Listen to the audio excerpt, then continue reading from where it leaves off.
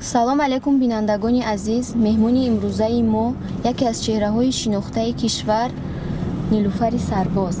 Салом ба шумо, салом ба ҳама мардуми Тоҷикистони азизамон ва бинандаҳои барномаи Бонои Пасчанбарак ва хусусан сомонаи Оила Тиҷи.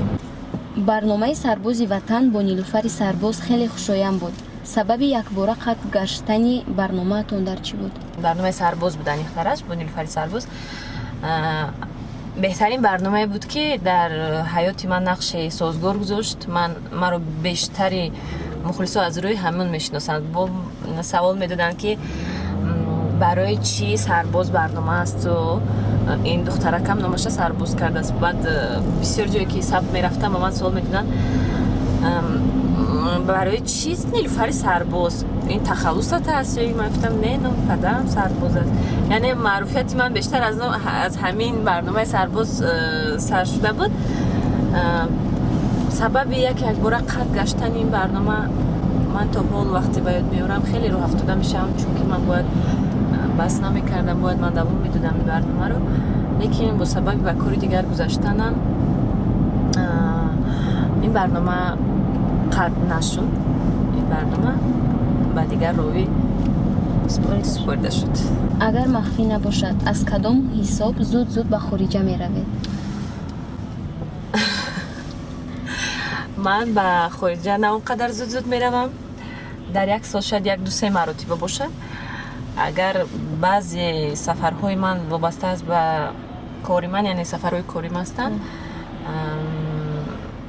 баъзеи дигараш падари ман дар дигар ҷо зиндагӣ мекунад. шояд ман ба оядати яъне хештабурон меравам баъзан. ҳар хел аст. ин қадар даромад ва обрӯи нуфузи Нилуфар аз куҷост? манбаи даромадам ма мехоҳед фаҳмед? бале бовар кунед, ман он қадар даромади зиёд надорам. ҳамон қадаре ҳаст ки ба худам мерасонад. Нилуфар дар як рӯз чӣ қадар маблағ сарф мекунад?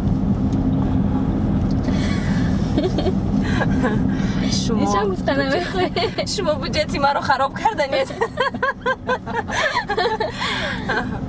ман ҳисоб намекунам ки ман дар як рӯз чанд маблағ ман харҷ мекунам. бисёр саволи аҷиб. лекин ман харҷ дорам. ман метавонам ки як рӯз ороишгоҳ равам, як рӯз таъмири мошин равам ва рӯзи дигар умуман харҷ надошта бошам. ҳар хел аст. яъне шумо ҳисоб намекунед? не ман ҳисоб намекунам. агар ҳисоб кунам шояд баъд ман роҳафтода шавам аз худам. гӯянд ки шумо маъшуқаи пинҳонии Фаридуни Хуршед ҳастед ва маҳз сабаби вайрон шудани зиндагии Фаридуну Фарзона гаштаед. ин овоза то куҷо асос дорад? ҳам хонум Фарзонаро, ҳам Фаридунро мешиносам. лекин бовар кунед, ман сабаби ҷудошавӣ касе нагаштам то ҳозир. ва шумо метавонед ин солро аз худи онҳо низ пурсед. гунаҳгор нестим дар вайроншавии оилаи ягон кас. Фаридунам бародари ман аст.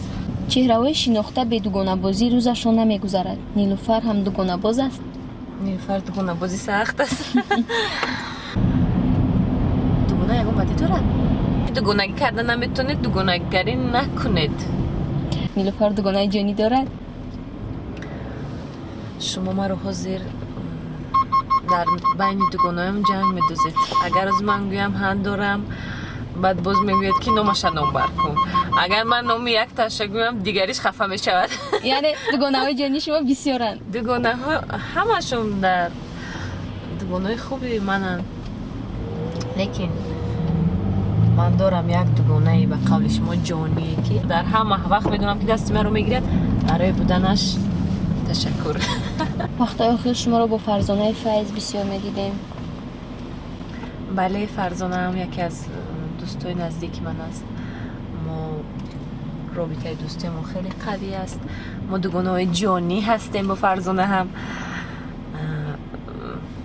вале ҳозир ҳар кас ба ҳаёти шахсии худаш, ба кору фаъолияти худаш мебинем. мо дер шунидем ки бо Манижаи Давлат низ дӯстӣ доред? аз хурдӣ мухлиси ашадии Манижа ҳастам. аз дугона дида онро ҳамчун اپا بیشتر دوست می‌دارم، حرمت میکنم. سرودای او چه بگم دوست داشتنی است مثل خودش. من اینجا رو نه تنها من همه دوست می‌دارم. شما خودتان را ستاره اینستاگرام میشمارید؟ ستاره های اینستاگرام ما زیادن. نه من خود را ستاره اینستاگرام نمیشمارم. برای چی؟ برای اون که من از اینستاگرام مرا نشناختم. من تلویزیون کار کردم، گفتم چه خیلی خرید کردم و تلویزیون کار کردم دیگر جوها. یعنی که اینستاگرام بله خوب است، ما فعالیت ایجادی خود رو، فعالیتی که همه روزای خود رو اونجا میگذاریم، پخش میکنیم، مخلص ها بیننده ها میبینند. لیکن معروفیت من تو اینستاگرام بود. البته پیشگوی من نرنجید. لیکن اینستاگرام حاضر خوب است، حاضر هر کس، هر نفری که میخواد مشهور شود یا اینکه کار کند میتونه در اینستاگرام موفق شود. برای بلاگر شدن شما والدانتان ضدیت نشان ندادند؟ اول اونقدر راستی گپ چی نداشتن، جنگ میکردن که در اینستاگرام بسیار صورت نپر، تو کارگری، تو باید فرق داشته باشی. هم خیلی گپو بسیار در خانه بودیم در اویلیم که وقاری همین گفتی شما بلاگر، همین بلاگران رو قدر اعتراف نمیکنن، دوست نمیدارن. لیکن با مرور زمان، با گذشت وقتی آنها دیدن که این بلاگرها یگان کاری خطا ندارن، بعضا وقت حتی یک ویدیو رولیک‌های تربیوی ثبت میکنن. شما میدونید بسیار بلاگرها هست، بعضی بلاگرهایی که سخنشان معنی ندارد.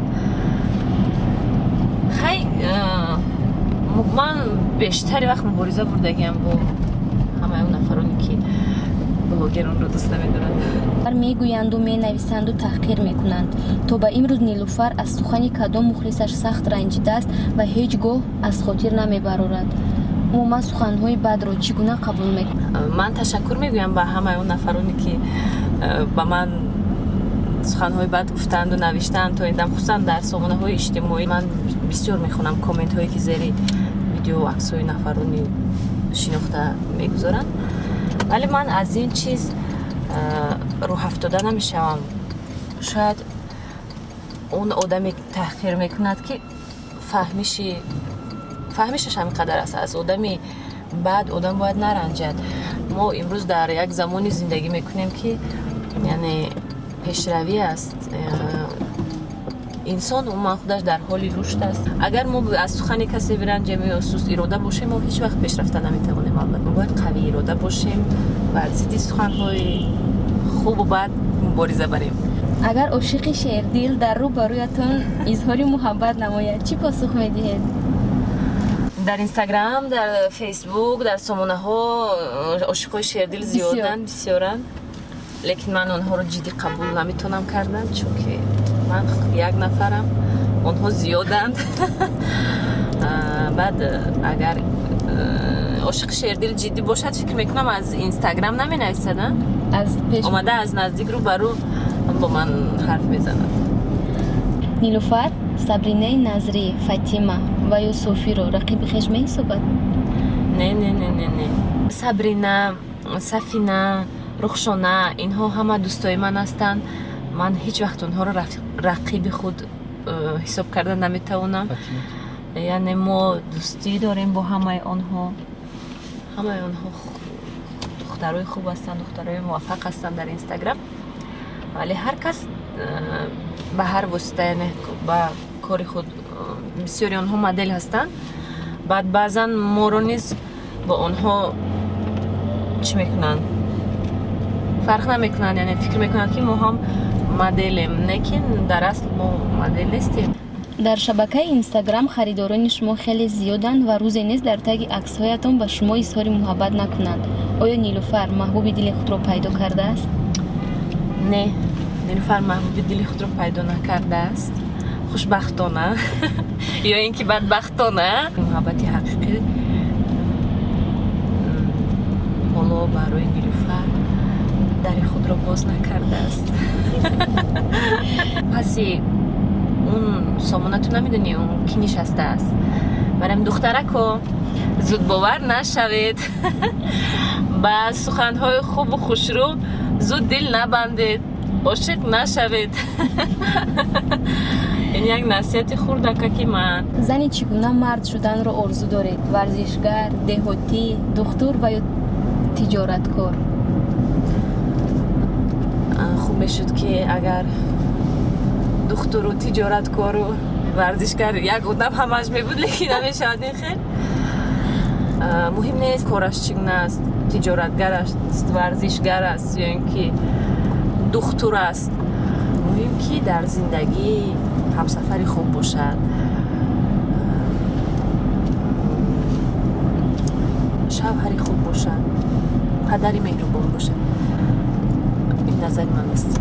برای خوشبختی شما چی باید با ورزش باشد؟ عائله یا کاریره؟ برای خوشبختی هر یک انسان، خصوصا برای زنها، البته خوشبختی عائلوی باید در مد اول باشد. لیکن من تا به امروز کار کردم، کاریره کردم. من میخوام که هم عائله دار هم صاحب عائله باشم و هم اگر عائله زیدی کارم نباشد، یعنی هر دو اینها رو کاریره رو دوام دهم اگر امکان باشد. میخواهیم سری موفقیت نیلوفر رو دونیم. من فکر نمیکنم که من اونقدر موفق شدم، ولی شکر که تا به امروز مهنت و زحمت های ما بیهوده نشد. یعنی از طرف کمی هم آدم ها باشد اعتراف شد، ما رو میشناسند. سری موفقیت هم در اون بود که من زحمت کشیدم. از خورده از سن 18 سالگی در رشته ژورنالیستیک کار فعالیت خود را آغاز کردم. از تلویزیون تاجیکستان تا به این دم در دیگر وزارت کارخانه ها همکاری داشتم و کار میکنم. یعنی زحمت شبانه روزی ما بود که ما به این روز رسیدیم. اونقدر سری کلان نیست. هر یک آدم اگر کوشش کنه موفق میشود. چرا سراینده نشدید؟ آخر حسن زیبا و صدای فورم دارید. فرصت نشد دیگه فکر کنم. بیایید یک سرود دلخواه سراینده رو میمونیم و از بالای سرود زمزمه شما رو در هماوازی اون سراینده میسنجیم. کنی از عهده سرودخوانی میبرید؟ راضی هستید؟ ولی من راضیم. لیکن اگر نتونستم سرود خواندن رو بخشید، چون که من سراینده نیستم. شعله روشنی آتش کده‌ای به سر و پای من آتش زده‌ای تو به این تاب و تب و شور و شرر ز سما تا به زمین آمده‌ای تو به این تاب و تب و شور و شرر ز سما تا به زمین آمده‌ای دل من خانه‌ای تو دیده کاشانه‌ای تو به این خانه چه خوش آمده ای